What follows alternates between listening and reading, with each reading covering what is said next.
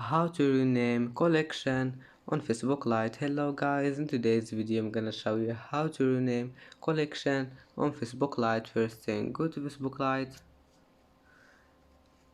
and now just click these three lines here in the top corner and go down until you find saved. This one, click on it and then just click collections and click these 3 points here and click rename collection and change it and click rename collection. And that's it for today's video.